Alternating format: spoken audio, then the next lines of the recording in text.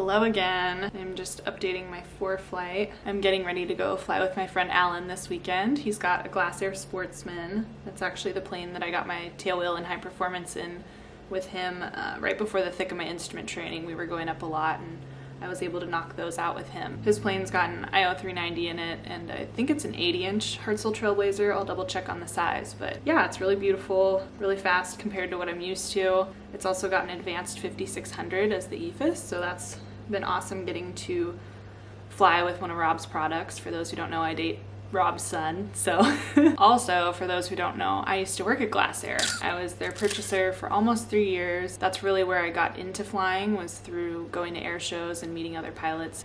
That's where I met Jeff Lavelle. That's where I met Brian, my boyfriend. So Glasair is super near and dear to my heart. Getting to fly the Sportsman with Alan has just been a dream come true. Like, while I was working there, I never thought in a million years that I'd get to fly the aircraft that I was supporting. So to have that come full circle is just crazy. Like, it's, yeah, been really awesome. I've got over 50 hours in his plane, but it has been a while. So yeah, definitely looking forward to getting back in the swing of things. For those who don't know, a tail dragger, I feel like I say for those who don't know in every video, and I don't mean that to sound like repetitive or even demeaning. Anyway, the tail dragger that I'm gonna fly is a little bit trickier just because when you come in to land with a tricycle gear aircraft, you've got more of that pull effect. You've got two main gear in the back, nose wheel in the front, so you've kind of got this pull effect coming on when you come in to land. Whereas a tail dragger, you've got more of a push factor. You've got two mains in the front and a tail wheel in the back.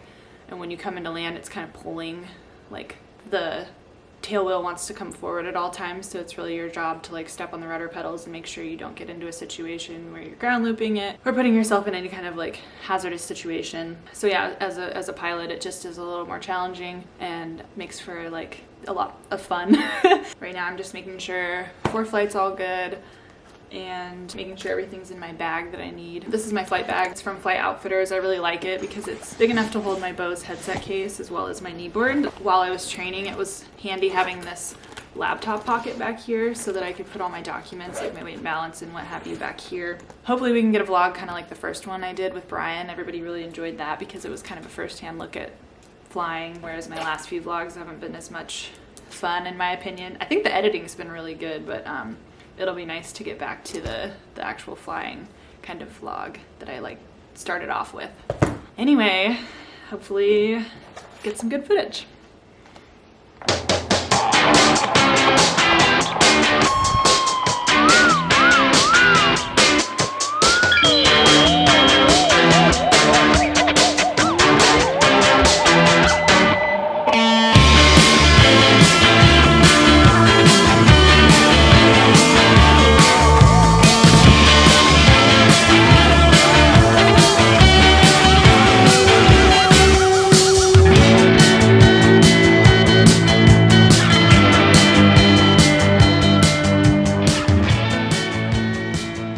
Good morning. Here we are at Arlington. We're gonna go take the beautiful 2CQ up here in a bit. Just gonna do a couple of takeoffs and landings to start, get me back in the groove, back in the swing of things, and then hopefully go up to either Skagit or Whidbey for lunch.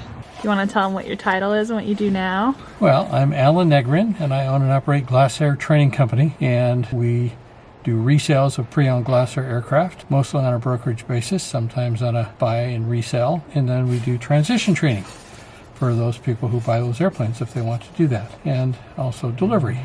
What you see here is a Glasair Sportsman that I built in the factory program that was started back in 2006 called the 2 Weeks to Taxi program, whereby the customer shows up at the factory, builds an airplane in 2 weeks under the supervision of professional mechanics. And this was the first one through the program. Again, I've had it for 15 years.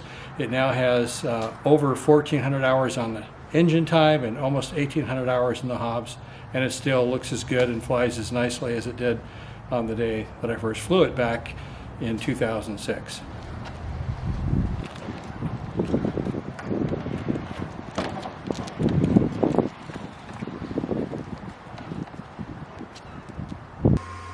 Pre-flight complete, torpedo heat cover removed, spar pin and safety clip, seatbelt secured, all doors latched, prop high, 1,000, 31,000.